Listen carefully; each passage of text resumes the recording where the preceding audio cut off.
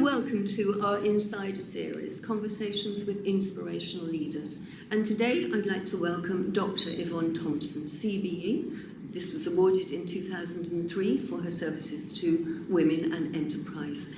And she is an internationally renowned PR, communications expert and speaker, called upon by several media outlets and organisations to comment on women in business, small enterprise and minority issues. She started the first black monthly magazine in the UK and the first black-owned PR company in the UK, and sits on over 20 boards. Amazing lady, and she's here today to talk to us, giving us some of her precious time. So welcome everyone. Thank you very much for giving us so much of your time, precious time this morning. Just looking at your career, it seems that you've always had an entrepreneurial bent. Is that true? And where does that come from? Well, first of all, thank you very much for inviting me. It's a pleasure to be here. Well, the entrepreneurial spirit in me, I think, comes from my parents, who many years ago were invited by Queen and Country to come and help rebuild the motherland. They picked up 6 children from Guyana and brought them to the UK to start life over again. So for me, immigrants are the true entrepreneurs because they come to a country that's culturally different. Sometimes they don't speak the language, the weather, you know, everything is so alien to them. So they have to be really passionate and they have to be really determined to make it because they come to a country and it's not going to be easy for them to move back. So they have to make it whatever they do. And I feel that I got that entrepreneurial spirit from my parents. And that led you into creating Capital Radio? Well, first of all was my PR company, and back in the 80s when I started the company in 1983, 33 years ago, according to PR Week, mine was the first black-owned PR company in the UK. And we started picking up on specialist issues, which are the thing these days, because 30 years ago, nobody was interested in minorities, what minorities ate, what we wore, what we listened to. All that diversity stuff was just not, or didn't seem relevant. So it was quite a hard journey. But of course, times have turned, and now, you know, the whole ethnic minority, equality and diversity is the thing. And that's a really interesting point, actually, that things have turned, because the recent stats are saying that a lot of new businesses in the UK are created by immigrants, and that the UK population is more professionally bent or more used to working in large corporates, so not delivering new business. Interesting. What would you say to encourage women particularly, or new business in the UK, from UK nationals or from anyone actually? What would you encourage them to do? Well, times have changed so much. We've gone through all these different ages. We've gone through from agricultural to manufacturing, and now it's very much service-based. And whilst the whole service-based industry or era has been phenomenal at the rate of growth, and it's opened so many doors for women, because right now we don't have the gatekeepers that we had 33 years ago. So it's really useful and very helpful. Anybody can literally get up one morning and say, I'm going to start a business. They could probably fund it online, they can research it online, they don't need to necessarily to go to a bank manager to get permission. And as in my day, I don't that, you know, women certainly don't have to take their husbands, their brothers or their fathers with them to countersign for any kind of bank transactions. So it's really, on the one hand, it's very encouraging, but as we discussed earlier on, it's a time that we have to be very mindful, because for every business that starts up online through technology, there's probably between 8 and 10 people who are likely to lose a job. Yes, with the new technology age and the robotics. Absolutely, we no longer need to have someone who you know does our accounts. We can do that online. We no longer need someone to have our write our HR policies for us. You can get that online. There's so many different things that are affected by one person. Yes, such easy access to all these Yeah. things and increasing all the time. And I work a lot with young start-up businesses, and really, I was working with someone yesterday who was saying, well, actually, this business is about business development and growth. It's not necessarily about the technological capability, or I don't need a really senior person to do that. I need the business development. Yeah. So that is actually quite encouraging for women, I think, isn't Yeah. it? Because it means that women can. And there's been a lot of historic publicity or research that says women feel they can't. There's a lack of confidence. But they can. They can. can't they? Times are changing so dramatically. We're coming into an era where there are about probably 4 or 5 countries that are now led by women. Probably the next largest population in the world, or America, will, we hope, be run by a woman. And I think the whole era of change is going to be, it'll be a very interesting time, because having women leading such a large, or such a number of countries, because we've got Angela Merkel, we've got Theresa May, there's Brazil, who's, sorry, I can't remember her name, there is African countries that are led by women, and potentially America. That's a huge amount. So for me, I think it's the age of women. So it'd be very interesting to see how having those female leaders changes the attitude and what happens to women in the world. Yes, and the age of women, or the age of a more feminine approach, and a more humanitarian approach. Yeah. Again, we were talking earlier about the rise in technology, the changes that's going to mean globally, and the changes for general employment across the piece, and a different kind of approach to life, the way we live it, what business is about, and so on. And hopefully, as women, we can contribute significantly to that shift. I think it's up to women. It's the responsibility of women. We have the opportunity now to access things we've not been able to access before. We can start our own businesses. It's up to us to really, I feel it's up to women. We can't leave it to men to give us permission. We don't need their permission, and it's not up to men to give us permission. It's up to women to take charge of their lives and their businesses, and to think about the future generation, because at the end of the day, women have the most influence on the future generation. Yeah. So it's really up to us to take charge and move forward with that. And the generations are, it is thinking about what working life is, and that's different. And I work as a psychotherapist too, and a lot of things are about giving oneself permission. I'm so glad you phrased that, because it is about owning it and saying, yes, you can. And a lot of women in the UK can, and they maybe not are doing so now, so that's a brilliant recommendation for them to do so. One of the things we have to think about as well is that, again, within the next 50 years, there's research that shows that the world economic situation is going to be so depressed. There's again research that shows that the US will be going into economic meltdown, and if the US goes into economic meltdown, it's going to affect all of us, to the point where some of us may only be able to work 3 hours a day. I think it's now, about a third of the time that we do. So we have to think about how that's going to affect future generations. We have to think about how that's going to affect us as we get older, what's going to happen to our pensions. We have to make sure that we start thinking about the future, not just about what's happening now. So for me, it goes back to women taking charge.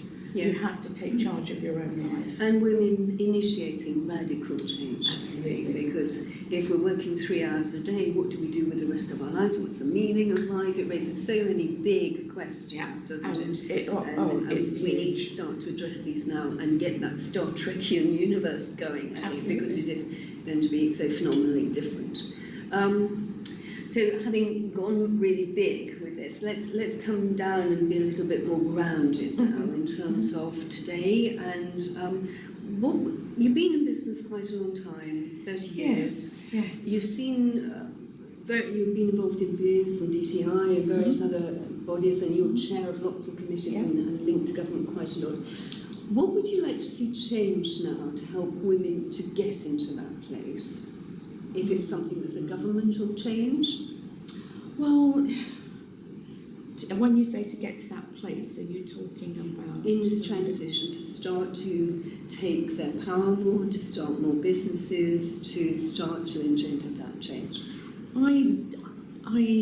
For me, I try not to think that I'm relying on anyone. When I started my business, I just about managed to get £2,500 is what I started my business. And even then, I had to get someone, male, to come to the bank with me. And I don't ever want to be, or have any females, any women being in that kind of position.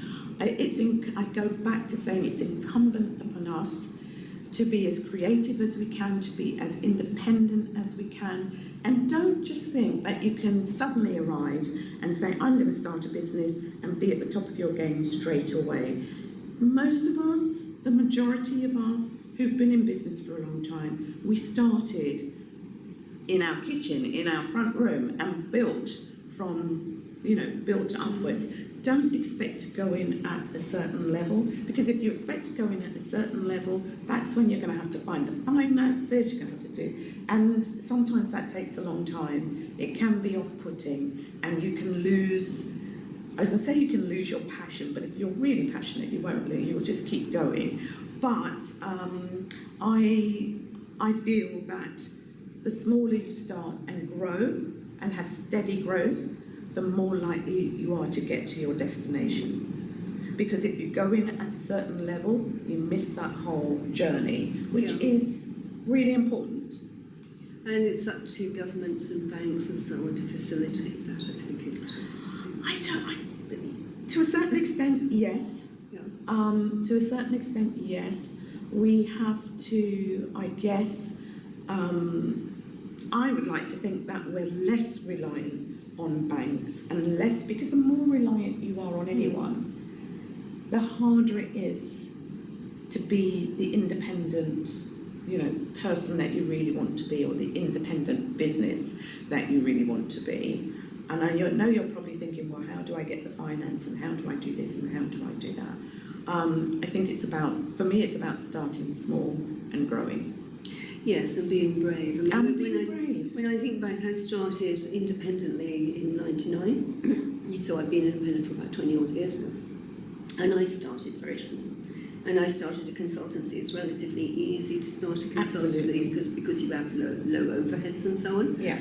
But it is about, as the next steps come, you take the next steps. You're brave in each step, and you just have a go and get on with it. And yeah, see what that absolutely. brings. And when you get to the level where the banks start coming to you, the investors start coming to you, that is when you start thinking about going big. And if you're on the right trajectory, it will happen. It will happen. And you have grown your business and then shrunk it a little bit now. It's a different stage in life. Well, I went through, absolutely. Yeah. I'm now, heading towards retirement very quickly, and grandchildren to consider and all that sort of thing. So it's as much about time. I keep saying to people, when you're passionate about something, passion will keep you up late at night. Yes. And passion will wake you up in the morning because you can't sleep, early in the Yeah. morning because you can't sleep. But there's only so much of that you can do. Yes. You know, Yes. so there's only so much of that you can do, and then you get to a different stage, especially if you've got children, and I now have grandchildren. And the one thing that I have learnt, you can always make more money, but you can't make more time. Yes. So think what's that's more phenomenal. valuable? Yes. That's a brilliant note, almost on which to end, but I don't want to end quite there. Because I'd like to know what you see for yourself going forward in the future. Well, I have changed my career. The other thing that you must do is be prepared to keep reinventing yourself. And I know there's this whole thing about the 7-year itch. And I think I do have a bit of a 7-year itch. Because even though I've been in the same industry, I've reinvented myself through different careers or different sectors of that industry. As you mentioned when we first started, one of my reinventions was to be one of the founding directors. I was very lucky to be invited to be one of the founding directors of Choice FM, the first black radio station in the UK, which for the younger generation already, it seems such a long time ago, is now known as Capital Extra. So that's one of my reinventions. My latest reinvention is having written my book, and I wouldn't be a PR person if I wasn't allowed to give it a little bit of a plug. My book is 7 Traits of Highly Successful Women on Boards. So that gives me a new reinvention. So right now my focus is not only on doing the consultancy, but the book has taken me places that I never thought I would go. It's given me access to people that I never thought I'd have access to. And I'm travelling like nobody's business, which is fantastic. So again, as I say, you know, keep being creative, keep thinking, what's the next step? What can I do next? But it's all been within the PR arena. So that's what I mean when I talk about reinventing myself. And the next stage is my next book. Yeah. Wow. So what I'm hearing from that is being aware of what you're really good at. Yes. You're really good at PR and have that as your core. Absolutely. But then be prepared to be flexible and take what comes. Take the opportunities as they come, because you never know where they might lead. Yeah. In my career as a consultant, there have been stepping stones. I thought, why is this coming? I needed to take it because children and so on, you need to have the income. And it's actually led to greater and better things. So be prepared to be flexible. Seize the moment, as they say. Seize the day. Yeah. Coming back to your book about being a chair, lots of women do aspire to being on boards and struggle to get there. Is there anything that you particularly recommend to help women get there? Yes, buy my book. Apart from that, I think it's about having a focus, knowing what your values are, being resilient. I will take a little bit out of the book, which will give you some kind of navigation to the board. If you're really interested in being on a board, you need to think about leadership. What kind of leader are you? Okay. What kind of leader do you want to be? Where do you want to lead? It's about education. It's about ensuring that you have the right education for where you are now, but also to progress. And for me, education is lifelong learning, very important. Yes. A is advice, advice on not only taking advice, it's about being mentored, it's about being coached, it's about having a sponsor, whether that's a corporate sponsor or a personal sponsor, entrepreneurial sponsor. D is about diversity. It's about diversity of thought. It's about being creative, and it's also about being inclusive, because there's a lot of people out there who can help you. And if you have this unconscious bias which blocks out a lot of people that you might not necessarily think of engaging with, and you could lose a lot. So it's about thinking more diversely. E is for emotional intelligence. You've got to have emotional intelligence. to be a leader. And from research, research has shown that most of the boards and most of the corporates in boards are now judging people or potential leaders on emotional intelligence, which is thought to be a very female trait. So, you know, we're in good stead for that. Yes. Then we go to R. R is about resilience, and we all know we need resilience to survive in this world, whether you're doing it as an entrepreneur on your own or whether you're doing it within a corporate structure. The resilience is about your ability to bounce back, what I call bounce back ability. Yeah.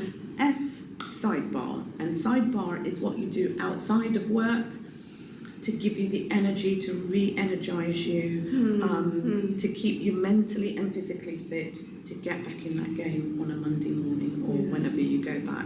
So that's an acronym that comes out of my book, and it spells leaders. Wow. And that will help you to think about, you know, how you do it, what you do. That's of really course, easy. there's the usual things. I mean, there's a lot more I can tell you, but then there is the other side of it about knowing your values, your personal branding, you're making sure that you are engaged and networking with the correct headhunters or search firms or even other non-executive directors. There's so much. I couldn't possibly tell you everything. I think what I'm taking from all of that is a message for would-be entrepreneurs and women, especially, really to step into your power. Absolutely. To know what your power is, your strengths, and to take the right to go for what you want. When you're talking about being a leader, knowing what you want to lead in and going for it, and not being afraid to. Because if you want it and all your senses are saying, yeah, this is what it is, so listen to your intuition and follow it and go for it. You're such an inspiration, and those are wonderful tips. I'm so looking forward to reading your book and the next one, and whatever you're going to do next. Thank you so much for giving us your time. Thank you. Thanks very much. My pleasure.